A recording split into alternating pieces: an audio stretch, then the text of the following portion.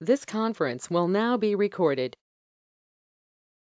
चरक संहिता चिकित्सा स्थान अध्याय 7 श्लोक क्रमांक 41 बहुदोषः संशोध्यः कुष्ठी बहुशो अनुरक्षता प्राणान् दोषे हि अतिमात्र हते वायुः हन्यात् अबलाम् आशु स्नेहस्य पानम् इष्टं शुद्धे कोष्ठे प्रवाहिते रक्ते वायुर्हि शुद्धकोष्ठं कुष्ठीनम् अबलं विशति शीघ्रम्। हमारा प्रयास ये चल रहा है कि एक मिनट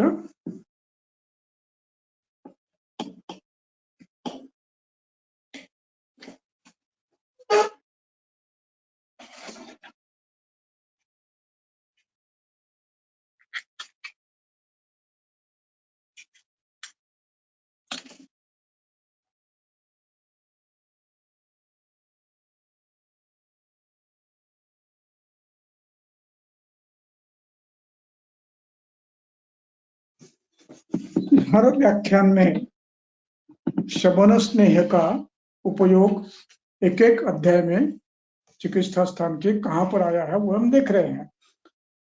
हमने पिछली बार कुष्ठ प्रमेह देखा, आज हम देख रहे हैं कुष्ठाध्याय। कुष्ठाध्याय में प्रथम बहुदोषः बहुशः संशोध्यः, बहुदोषः बहुशः संशोध्यः, जिस बहुशः यानी बार बार,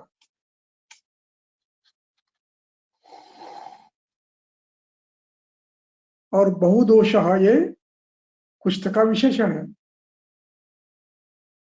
बहुदोष ये सामाजिक शब्द है। बहवा दोषाः बहुदोषः बलवान दोष है, मात्रा में अधिक है। बहु बहवः बहुदोषाः। संशोध्यः संशोध्यः ये विद्यर्थ विशेषण है। देयः पेयः ऐसे संशोध्यः। कौन बहुदोष जिसमें है ऐसे कुष्ठी को बहुशः यानी बारंबार शोधन करना है। और वो कैसे करना है? अनुरक्षता प्राणान, प्राणों का रक्षण करते हुए।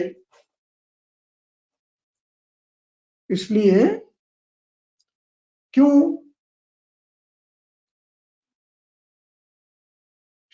शोधन करने से,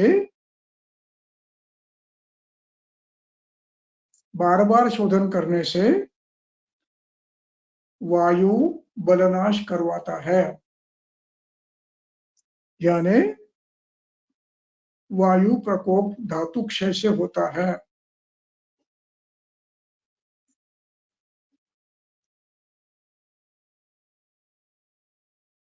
इसलिए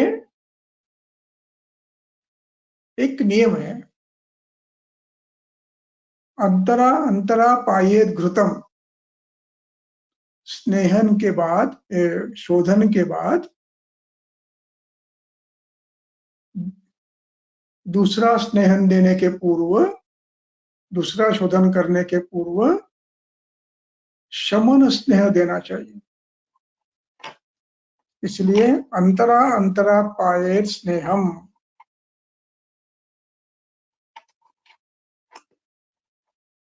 और वो कब देना है तो उसका उदाहरण देते हैं, उसका वर्णन करते हैं। दोषे अपहृते, दोषों को निकाल लिया है, गमन किया, विरेचन किया। अपनीते रक्ते, रक्तस्राव भी किया है। और बाह्यांतर शमन भी किया है।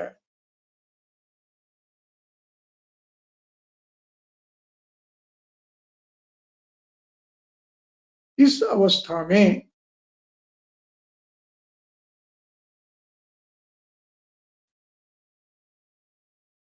स्नेहे कालभुक्ते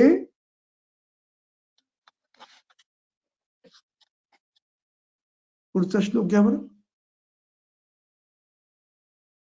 याच्या पुढचा.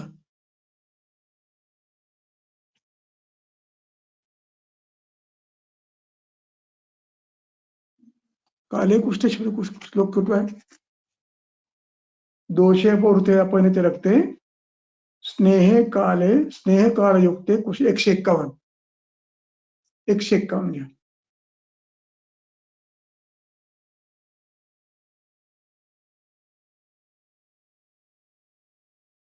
चरक संहिता चिकित्सा स्थान अध्याय 7 श्लोक क्रमांक 151 दोषे हते अपनीते रक्ते बाह्यंतरे कृते शमने स्नेहे च कालयुक्ते न कुष्ठम अनुवर्तते साध्यम.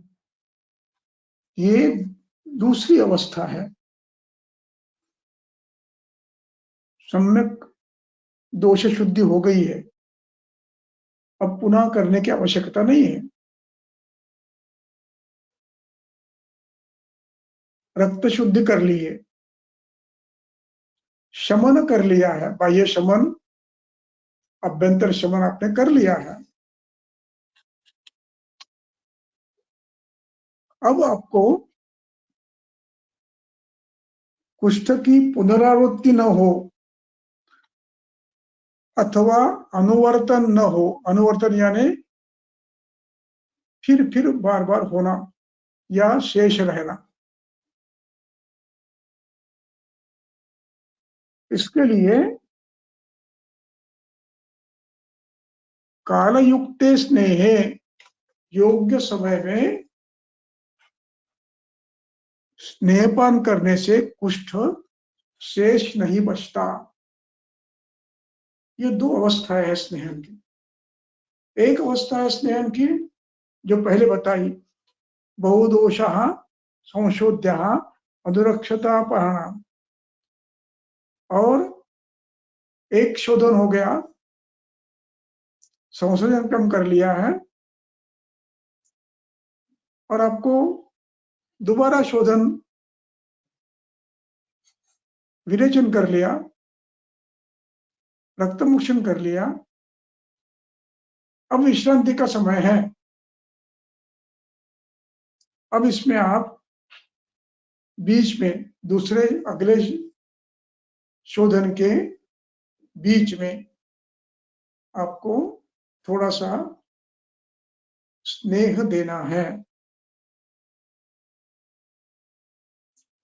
बल धारण के लिए.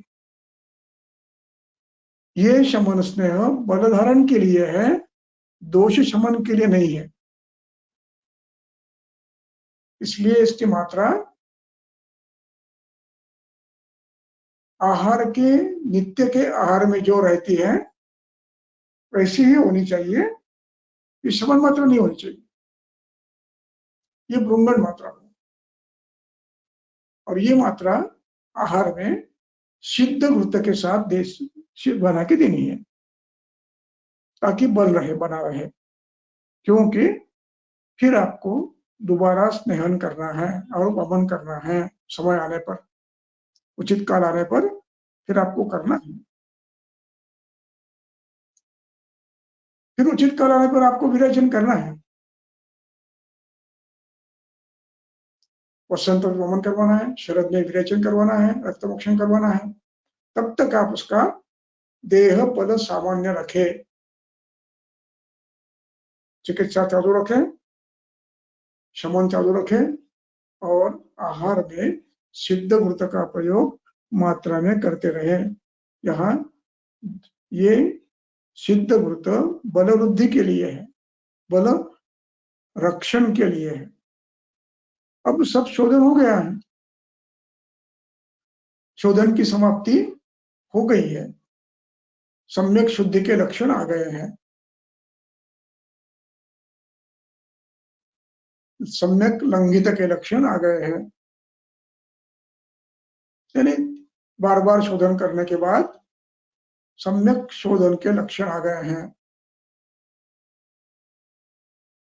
व्याधि मार्ग हो गया, अग्नि बढ़ गया है, श्रोतोरोध समाप्त हो गया है, लक्षण धीरे धीरे कम हो गए हैं। अब आपको पुनरुद्भव नहीं दिख रहा है,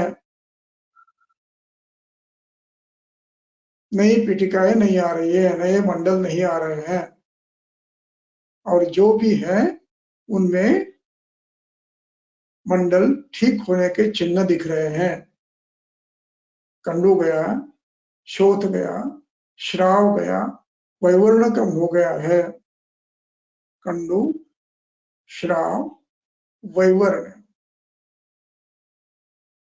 ये कम हो रहा है, नया उत्पन्न नहीं हो रहा है। अब आप इस व्यक्ति को स्नेहन शुरू करेंगे।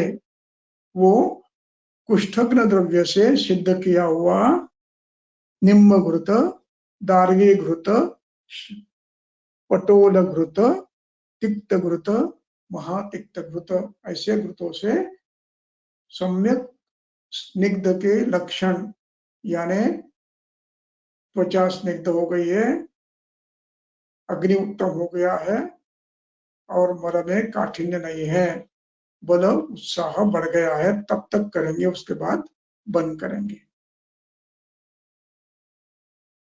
उसके बाद फिर नैमित्तिक आहार से बल प्राप्ति होती रहती है।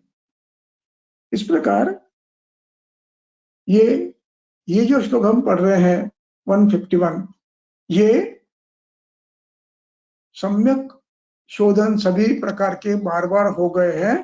अब दोषक्षेप पूरा हो गया है, रक्तमोक्षण से दोष निकल गए हैं, अभ्यंतर बाह्य शमन करके व्याधि शांत हो गया है। अब वो इस मोड में आया है, अब धीरे धीरे पूरा ठीक होने वाला है, अब दोबारा होने वाला नहीं है। इस अवस्था में आप कुष्ठग्न सिद्ध घृतों से शमन चिकित्सा करेंगे, ताकि पुनः थोड़े से कारण से भी न हो। चरक में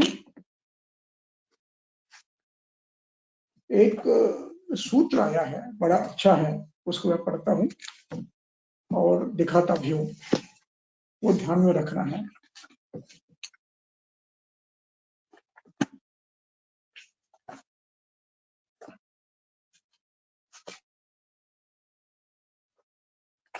चिकित्सा स्थान अध्याय 30, अंतिम पंक्तियां।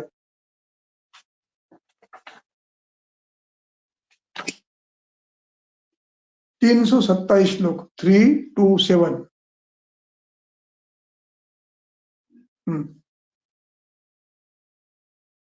निवृत्तोपि पुनः व्याधि स्वल्पेन हेतुना आयाति। निवृत्त हुआ व्याधि स्वल्पेन हेतुना आयाति, थोड़ा सा हेतु मिल गया तो फिर दोबारा होने की संभावना होती है। क्षीणे, दोष क्षीण हो गए हैं। मार्गीकृते, यानी अपना अपना कार्य कर रहे हैं, किंतु अभी कुछ अंश में उनकी दुष्टि शेष है। क्षीण हुई है दुष्टि, लेकिन कुछ अंश में शेष है। शेषः,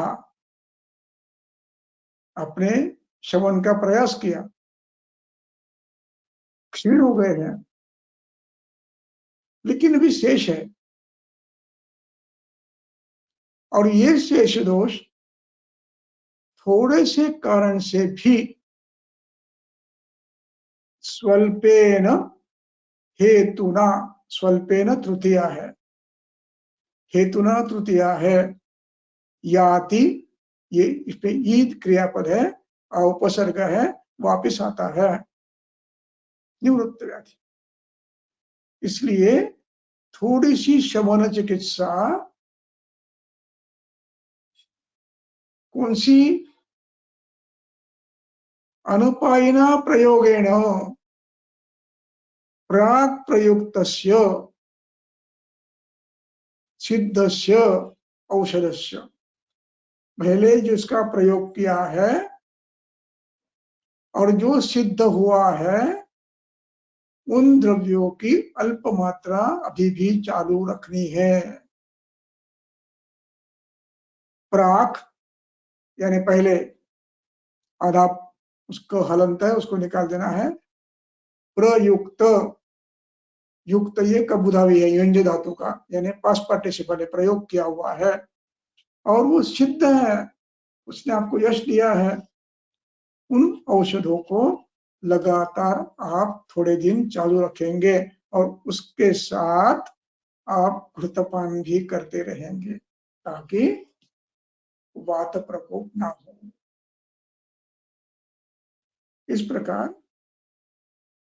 सिद्ध स्नेह और उसके साथ शमन द्रव्य जो भी आपने प्रयोग में लाए थे उनका प्रयोग कुछ दिनों तक, ऋतु बदलने तक करना और अग्निबल अच्छा होने तक करना है। नहीं तो वही दोष, ये कालादि बलम लब्ध्वा, देश का, ऋतु का बल मिलने से और थोड़ा सा हेतु करने से पुनः हो जाते हैं। इसलिए कुछ मात्रा में, अल्प मात्रा में क्यों न हो, सिद्ध औषधियों का प्रयोग चालू रखना और उसके साथ सम्यक स्नेहन होने तक घृतपान करना, सम्यक स्नेहन के बाद घृतपान बंद करना और फिर केवल शमन द्रव्य कुछ मात्रा में चालू रखना। इस प्रकार कुष्ठ में भी शमन स्नेह का प्रयोग और लुंघन के लिए भी सिद्ध स्नेह का प्रयोग उसमें किया है। इस प्रकार शमन स्नेह का प्रयोग चिकित्सक को बार बार करना पड़ता है। बलवान व्याधि में तो प्रायः करना पड़ता है, सामान्य व्याधि में शायद इतनी आवश्यकता नहीं पड़ती है, लेकिन बलवान व्याधि में दीर्घकाल तक चिकित्सा जब होती है तो इसका प्रयोग करना अनिवार्य बनता है। और जो व्याधि जीर्ण है उसको ठीक होने में देर लगती है, उसमें आपको सब कुछ ठीक होने के बाद शमन स्नेह का प्रयोग कुछ दिनों तक करना है। अब चलेंगे हम हमारे मूल अध्याय पर।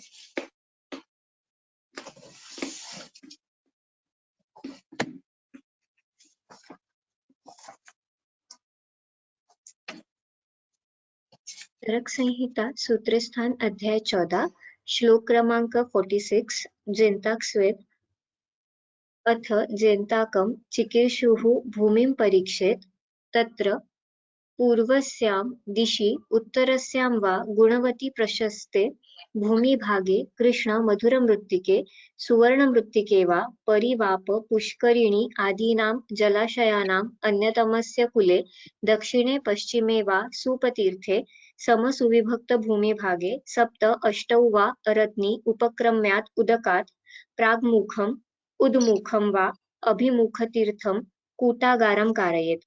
उत्सेध विस्तारताः परम अरत्नीः षोडश समन्तात् सुवृत्तं मृत्कर्म संपन्नम् अनेकवातायनम् अस्य कूटागारस्यान्तः समन्ततो भित्तिम् अरत्नी विस्तार उत्सेधां पिंडिकां कारयेद् आकपाटात्। बस ठीक है, धीरे धीरे पढ़ेंगे, सब एकदम पढ़ने में समझ आएगा, थोड़ा थोड़ा पढ़ेंगे। अथो जेन्ताकम, चिकीर्षुः, जेन्ताक की चिकित्सा करने की इच्छा रखने वाले वैद्य। जेन्ताक का उपयोग करने वाले वैद्य, जो इनके मन में इच्छा हो गई है कि ऐसे रुग्ण बहुत मिल रहे हैं जिनको बलवान स्वेद देने की आवश्यकता है, तो उस अवस्था में जेन्ताक का उपयोग कर सकते हैं। तो उसके लिए क्या करें, भूमिम परीक्षेत, भूमिम द्वितीया है, भूमि इकारांत स्त्रीलिंग शब्द है, उसकी द्वितीया एक वचन है, भूमिम परीक्षेत। चिकीर्षु ये खास शब्द है, इच्छा रखने वाला, चिकित्सा की इच्छा रखने वाला, करने वाला, इच्छा रखने वाला। तत्र भूमि परीक्षेत, परीक्षेत ये विद्यार्थ है, परीक्षेत तो पूरा आधा नहीं है, अनब्द तल में भूत में तो आधा होता है, इनमें ये पूरा होता है। परीक्षेत तत्र, अब ये कैसी करना परीक्षा, भूमि परीक्षा, भूमि कैसी हो, वो उत्तर दिशा में हो, पूर्वश्याम दिशि, पूर्व दिशा में है, पूर्वश्याम सप्तमी एक वचन, दिशि सप्तमी एक वचन, पूर्वश्याम दिशि पूर्व दिशा में, अथवा उत्तरश्याम दिशि उत्तर दिशा में हो। और भूमि कैसी हो, गुणवती हो, कचरा पड़ा हुआ है, गटार है,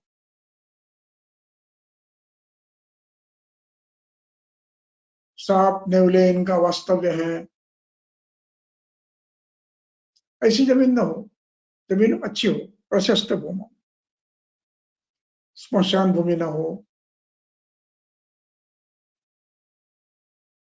मृत्तिका कृष्ण हो, कृष्ण मधुर हो, अथवा अच्छे वर्ण की दूसरी कोई मृत्तिका चलेगी, सुवर्ण मृत्तिके।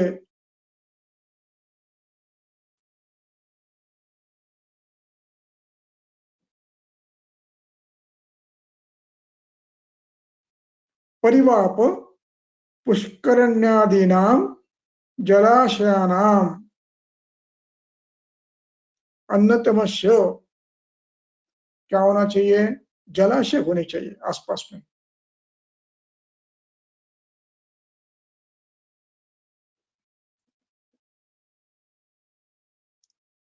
परिवाप का अर्थ है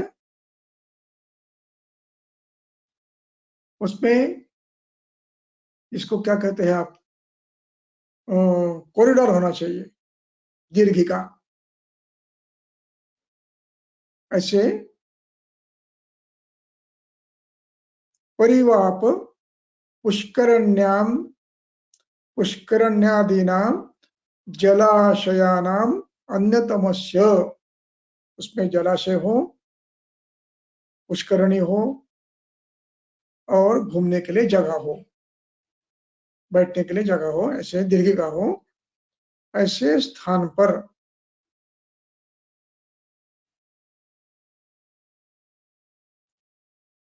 दक्षिणे कूले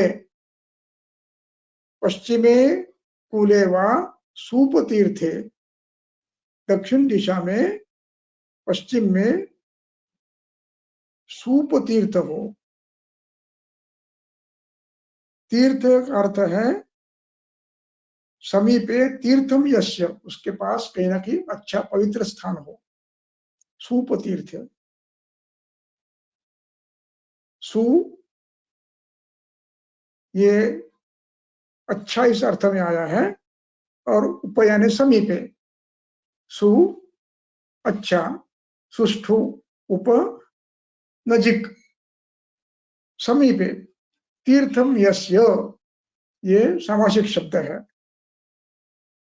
सुपतीर्थे, सुष्ट सुष्टु, समीप, तीर्थम यस्य ऐसी जगह हो, वो पश्चिम दिशा में हो अथवा दक्षिण दिशा में हो, और जमीन कैसी हो, समतल हो, सुविभक्त भूमि भागे,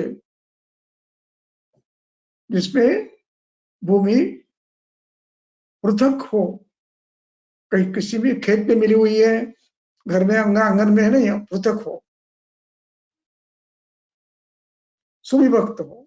वही भागे सप्त अष्टौ वा, 7 व 8 अरत्नी उपक्रम्य उदकात।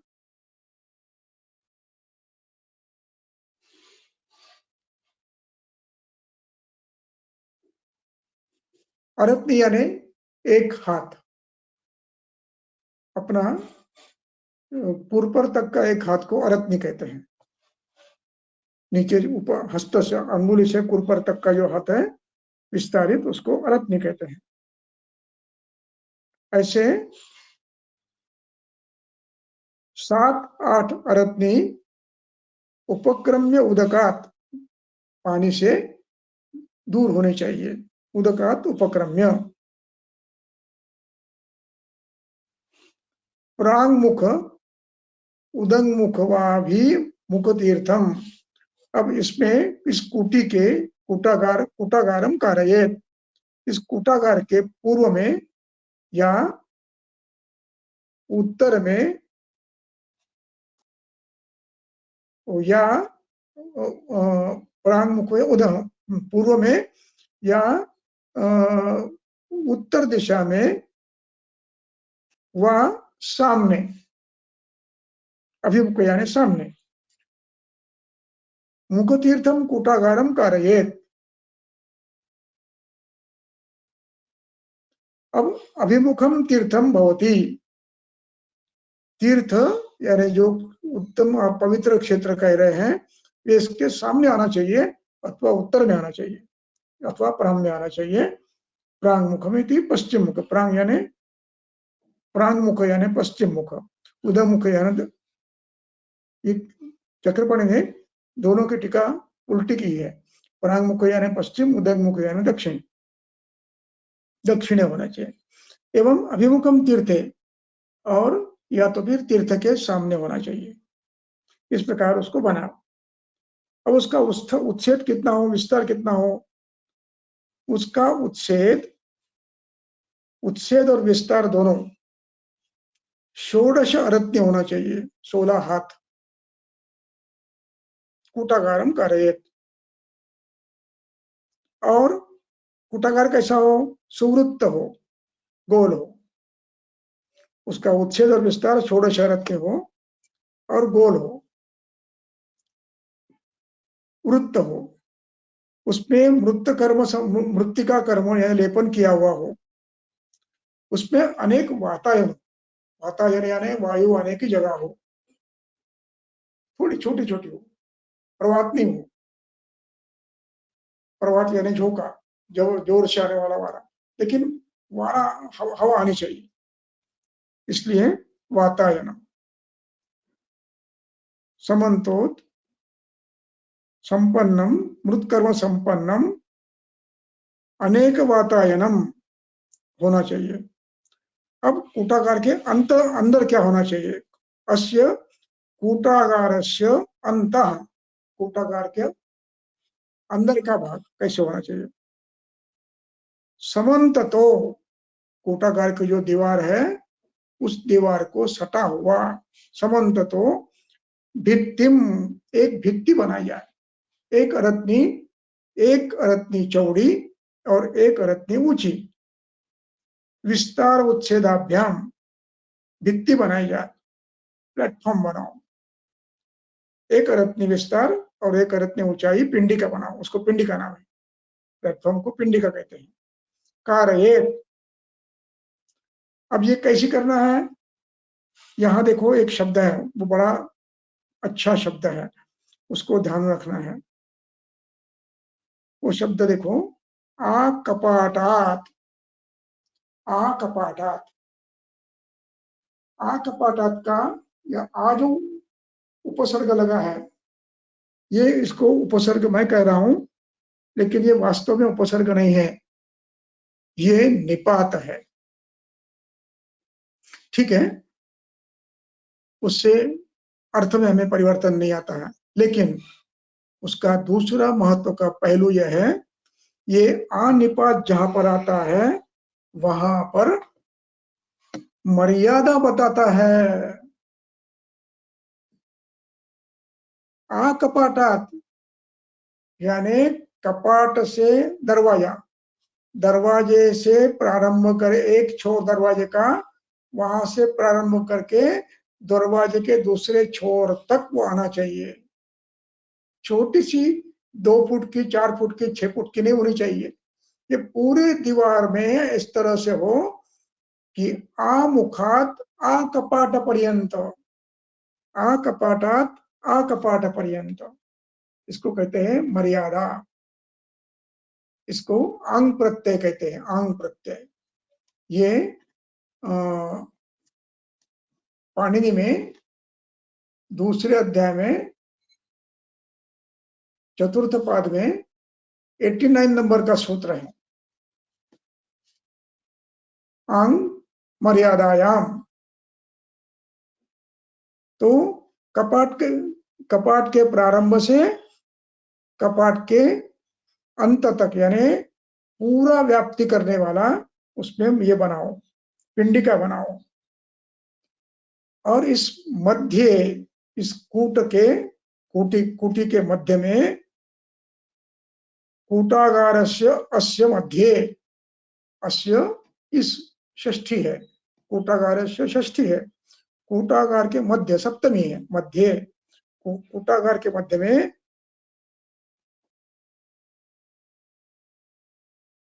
चतुः किष्कुमात्रम, 4 किष्कु यानी हस्त,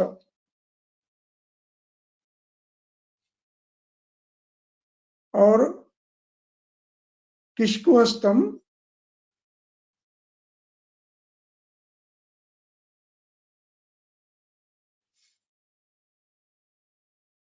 चतुकुष्की मात्रम, 4 हाथ, और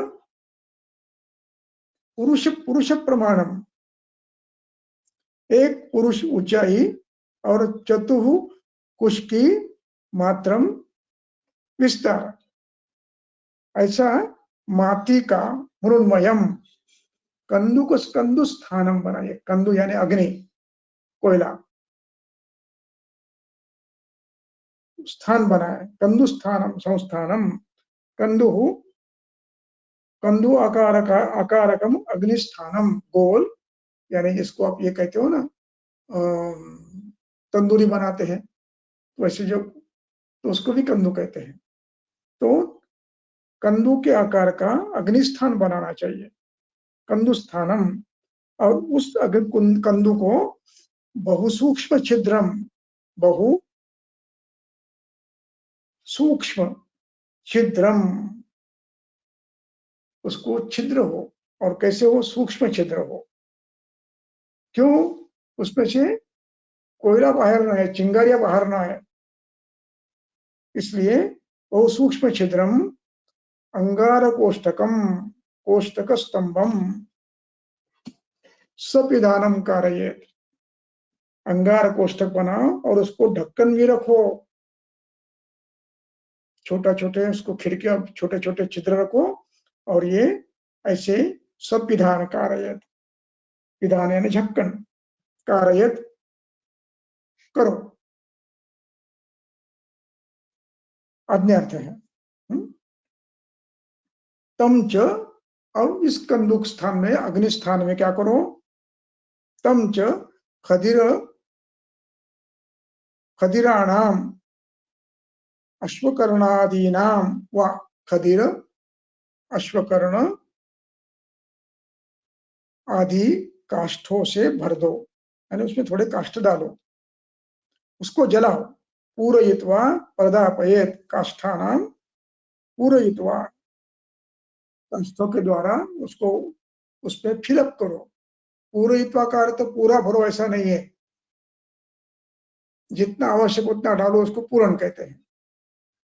पूर्व धातु है, पूरयित्वा, यत्वांत है, पूरित ये उसका पास्ट टेंस है, पूरयित्वा भर का पूर्व कालवाचक, भरते हुए, भरकर, पूरयित्वा प्रदीपयत, पूरयित्वा का अर्थ पूरा भरना ऐसा नहीं है, कोई चीज अंदर डालना, इसी का नाम पूरयित्व है। तो हलंतर है पूर्व धातु, उसका ये त्वांतव्य है। प्रदीपयेत, उसको जलाओ। और स यदा जानीयात,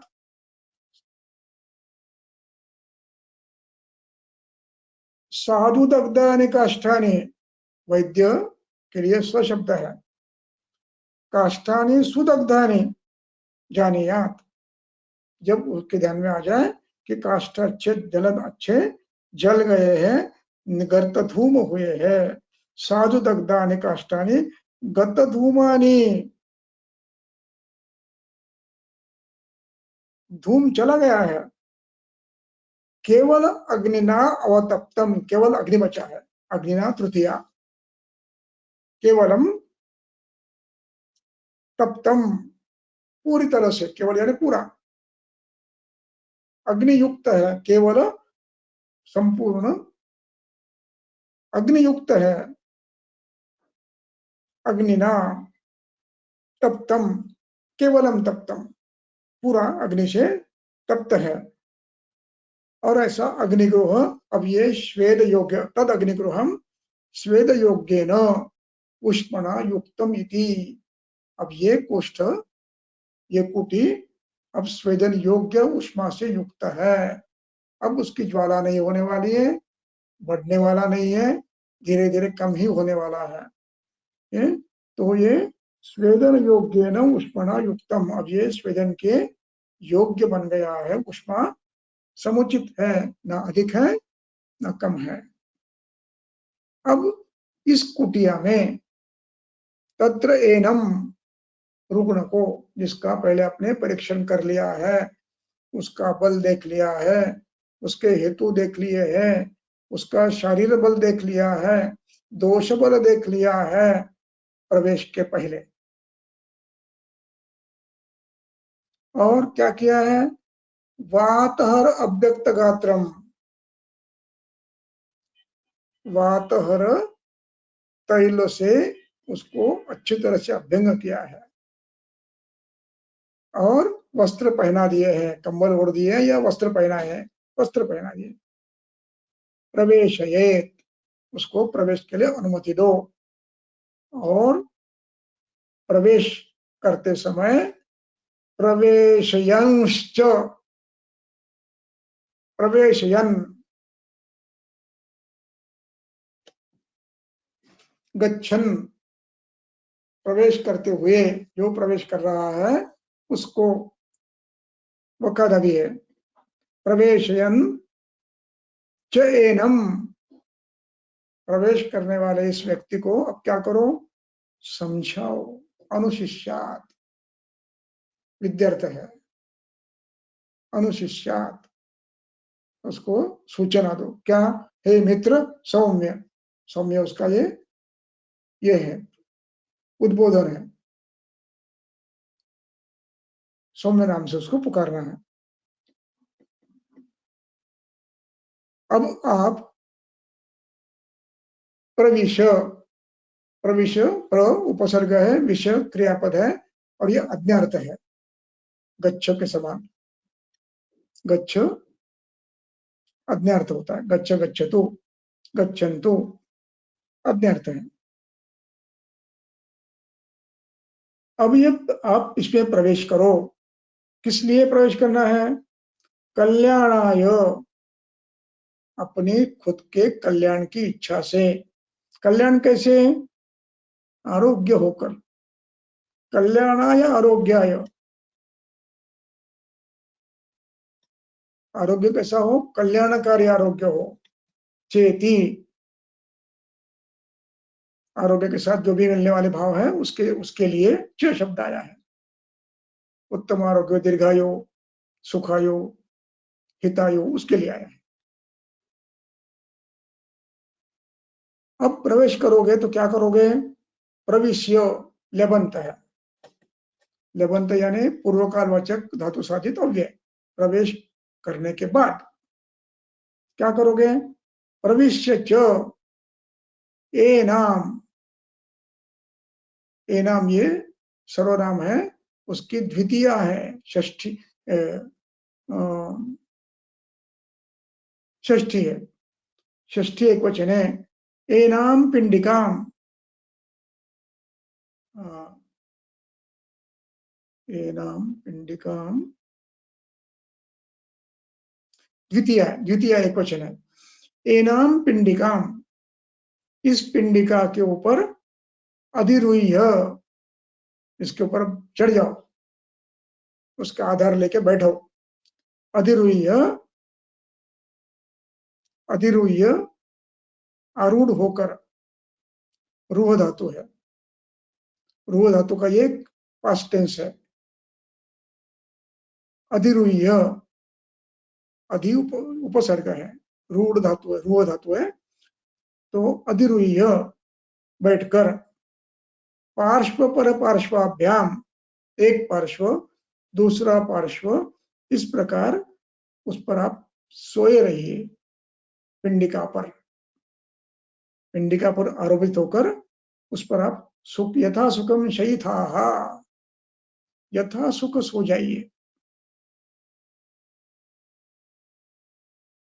अब ध्यान रखना, सोना तो है, लेकिन न च त्वया, त्वया तृतीया है, नो, आपने ये काम नहीं करना। कौन सा काम? स्वेद मूर्छा परितेनापि,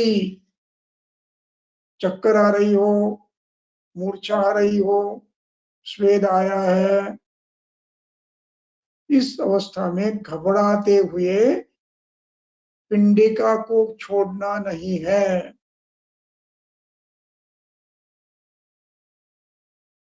न सता न च त्वया पिंडिका एषा, पिंडिका एषा है ना, पिंडिका अकारांत स्त्रीलिंग, और एषा, एषा ये प्रथमा, एषा पिंडिका न विमोक्तव्या, आप पसीना आया, मूर्छा आ रही हो, इस पिंडिका को नहीं छोड़ना है।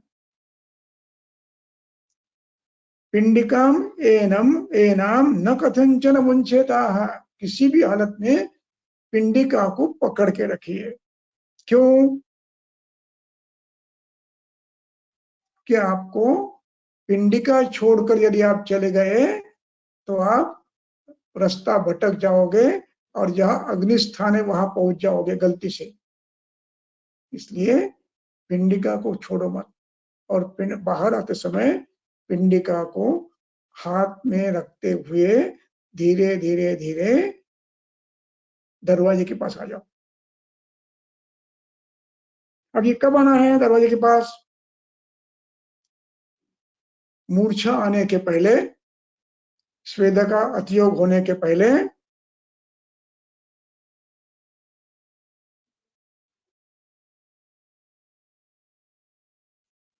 आपको कुछ लक्षण बता रहे हैं। उन लक्षणों के प्राप्ति के बाद आप बाहर आएंगे। उसके पहले भ्रश्यमानो ही, यदि आपने पिंडिका छोड़ दी, भ्रश्यमान, भ्रश्यमान, आपने यदि पिंडिका छोड़ दी, भ्रश्यमान, मान ये वकार हवे लगा है, भ्रश्यमानः, भ्रश्यति, उसको अति निकाल दिया, मान लगा दिया। भ्रश्यमानः, छोड़ते हुए, यदि आप छोड़ दोगे पिंडिका, ही अतः पिंडिका अवकाशात, पिंडिक पिंड पिंडीवक अवकाशात, पिंडीविक यानी ये प्लेटफॉर्म, उसको आधार पर द्वारम अनधिगच्छन, आप दरवाजे के पास नहीं पहुंच जाओगे आप यदि छोड़ दोगे तो। द्वारम अनधिगच्छन, द्वारम द्वितीया एक वचन, अन न अधिगच्छन, अन यानी नहीं, अधिगच्छन यानी पहुंचना, गच्छन और न पहुंचते हुए अब क्या करोगे? स्वेद मूर्छा परितया, आप श्वेत आ गई है, मूर्छा आ गई है, सद्य प्राणांजया, आप बीच में कहीं मिल जाओगे तो आप बाहर नहीं आ पाओगे और श्वेत ज्यादा हो जाएगा और हो सकता है आपका मृत्यु भी हो जाए। इसलिए यहाँ मृत्यु शब्द से मृत्यु नहीं है, आपत्ति हो, आपत्ति आ जाए। इसलिए तस्मात् पिंडिकाम एनाम, इन इस पिंडिका को किसी भी हालत में आप न कथंचन मुंचेता, मुंच धातु का ये अज्ञार्थ क्रियापद है। किसी भी हालत में मत छोड़ो, मुंचेता, हाँ, किसी भी हालत में नहीं छोड़ना है। और जब आप ये जानोगे, मूर्छा आने के पहले, मूर्छा आने के समय तक मत रुको, उसके पहले बाहर आने का प्रयास करो। विगताभिषंद आत्मानम, हाँ मुझे हल्का लग रहा है, थोड़ा थोड़ा स्वेद आ रहा है, अब मुझे हल्का हल्का सा लग रहा है, गौरव कम हुआ है। विगत अभिषंद, सम्यक प्रसृत स्वेदम, थोड़ा थोड़ा स्वेद आ गया है, स्वेद बिंदु आ गए हैं। स्वेद पिच्छम बिंदु थोड़े थोड़े आ गए हैं। सर्वश्रोत विमुक्तम, नाक कान गला सब स्वच्छ लग रहा है, कहीं भी अभिषंद नहीं है। लघुभूतम, शरीर हल्का हुआ है। गत विबंध स्तंभ सुप्ति, जहां संधियों में, जोड़ों में जहां बंद था, ग्रह था, वो निकल गया है। स्तंभ निकल गया, अवग्रह निकल गया, सुप्ति निकल गई, वेदना निकल गई, गौरव निकल गया। ऐसा जब जानोगे तब आप क्या करोगे? पिंडिका के सहारे से आप दरवाजे पर पहुंच जाओगे, दरवाजा खोलोगे और बाहर आएंगे। इतना उसको समझाना है। इतना समझाने के बाद उसको छोड़ देना है और दरवाजा लगा देना है। दरवाजा बाहर से नहीं लगाना, केवल ढकेल देना है, अंदर से भी नहीं लगाना है। और जब वो लगे कि वो प्लेटफॉर्म के ऊपर सोया है और जब ऐसा लगे कि अब मेरा अभिषंद चला गया है, अब मैं बाहर निकलना चाह रहा हूँ, तो स्वयं ही पिंडिका के सहारे बाहर आए, दरवाजे पर आए और निकल जाए। अब बाहर आने के बाद क्या करोगे आप? ये सबसे महत्वपूर्ण है, ध्यान रखना। बाहर आने के बाद क्या करोगे? निष्क्रम्य,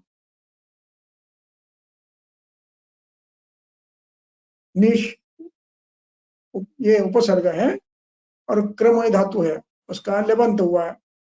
क्रम यानी गति करना, नी यानी बाहर। बाहर आने के बाद क्रम्य ये लेबंत है, पूर्व कालवाचक धातु साधित विशेषण है, कृदंत है। बाहर आकर नच सहसा अकस्मात, बार आया बराबर, चक्षुषो परिपालनार्थम, आंखों को शांति देने के लिए, शीतोदकम उपस्पृशेथाः, शीतोदक का स्पर्श नहीं करो, मत करो, सहसा मत करो, तुरंत मत करो।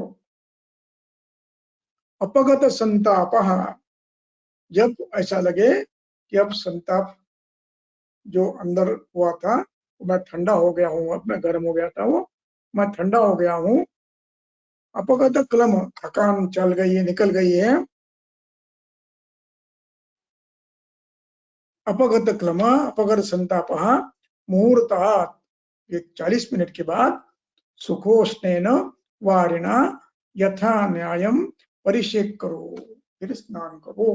परिषेक यानी स्नान, और फिर आराम से भोजन करो। अश्नीयाः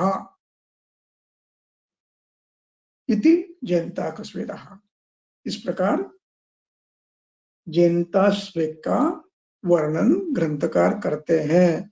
इतना बड़ा स्वेद, उत्तम स्वेद देने की प्रक्रिया प्राचीन काल में थी, वे करते थे। बलवान देह, बलवान शरीर, बलवान दोष, बलवान व्याधि, अभिषन्न प्रधान, उसके लिए ये इस प्रकार का श्वेत की व्यवस्था प्राचीन गुरुकुलों में थी। अग्निवेश ने प्रत्यक्ष ये किया हुआ है, केवल कहने पर नहीं लिख रहे हैं। कई रुग्णों को श्वेत अभ्यस्त कर्मा है, दृष्ट कर्मा है, कृतकर्मा, दृष्ट कर्मा, कृतकर्मा, अभ्यस्त कर्मा, उसके बाद लिखता है। इस प्रकार ये यहाँ पर समाप्त होता है। अब अगली बार हम अन्य स्वेदों का परिचय करेंगे। आज यहीं रुकते हैं। कुछ प्रश्न है तो पूछ लो। जी सर, धन्यवाद सर। एक प्रश्न था। बोलो। पुष्ठ में कहा गया है कि शमन स्नेह भोजन के साथ देना है, तो क्या इसकी मात्रा कितनी देनी है और दोनों भोजन के साथ देना है? रसी असी सबसे छोटी 10 ml 20 ml, बस इसके ऊपर नहीं। दोनों भोजन के साथ देना है या फिर सिर्फ दोपहर के भोजन के साथ? भोजन के साथ देना, भोजन के साथ। तो एक निवाले में, 2 निवाले में खा लो। भ्रूंगण मात्रा है।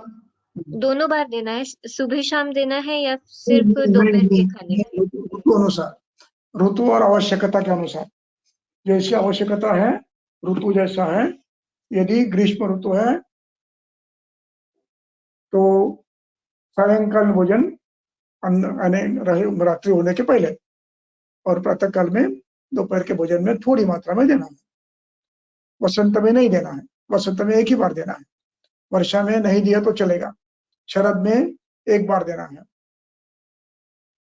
सभी ऋतु में समान नहीं करना है। ऋतु ऋतु, देश और काल, इन सबका विचार चिकित्सक ने करना है और निर्णय लेना है। इसलिए कृतकर्मा होना चाहिए, दृष्ट कर्मा होना चाहिए, अभ्यस्त कर्मा होना चाहिए। अपना निर्णय खुद लेना है, लेकिन नियम पालन है। शीत ऋतु में सायंकाल में नहीं लेंगे, शीत ऋतु में स्नेह देंगे नहीं हम। जो करना है वो वसंत में करना है, या तो शरद में करना है, या तो प्रवृत्त में करना है। अन्य ऋतु में नहीं करना है कुछ। स्नेह अन्य ऋतु में नहीं करना है। कम से कम मात्रा में करना। हाँ सर। अन्य ऋतु में जब आवश्यक हो तो कम से कम मात्रा में दिन में।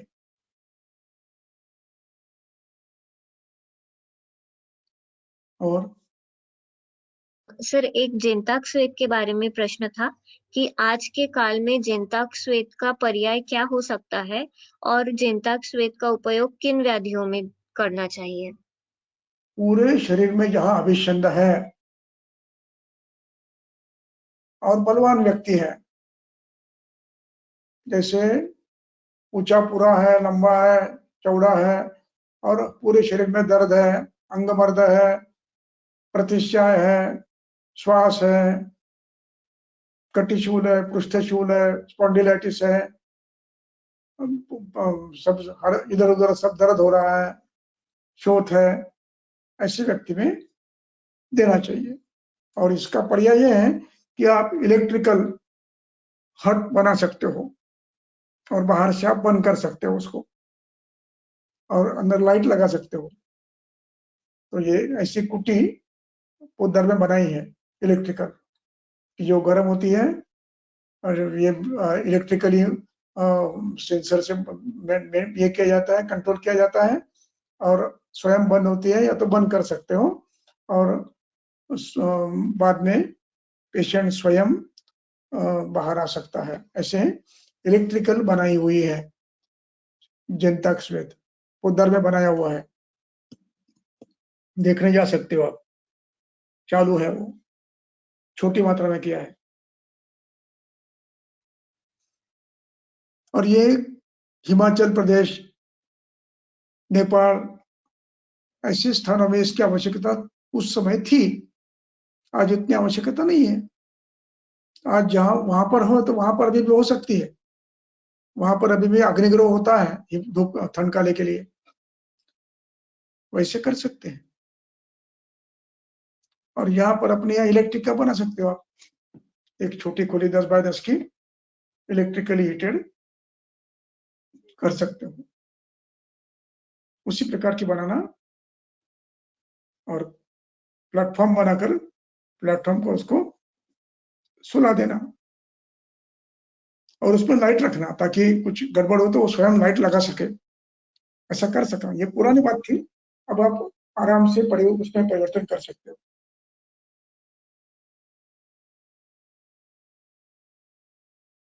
सर आजकल जो सिद्ध स्नेह मिलते हैं उनमें देशी गोघृत नहीं होता है, तो ऐसे वक्त कौन सा स्नेह पर्याय चुनना चाहिए? क्या नहीं होता है? देसी गोघृत। गोघृत जो मिलता है बाजार में उसको एक बार उबाल लेना है, औषधियां डालकर मूर्छित कर लेना है और फिर सिद्ध करना है। इसको अग्नि संस्कार नहीं होता है, इसलिए अभिषेधि होता है, तो उसको एक अग्नि संस्कार कर देना है, कुछ पानी डालकर, आधा पानी डालकर और उसमें कुछ तुलसी के पत्ते हरिद्रा वगैरह डालकर उसको उबाल लेना। मूर्छना कहते हैं उसको, स्नेह मूर्छना रसशास्त्र में आती है। उस तरह से मूर्छना करके आप प्रयोग में फिर सिद्ध करो, उसको कर सकते हो। मूर्छना करने के बाद उसमें ये नहीं होता है, क्या कहते हैं उसको, दुर्गंध नहीं आती है, लेकिन वो आवश्यक है, नहीं तो अभिषेक करता है। बाजार में गोघृत मिलता है, लेकिन उसको अग्नि संस्कार कर लेना है एक बार।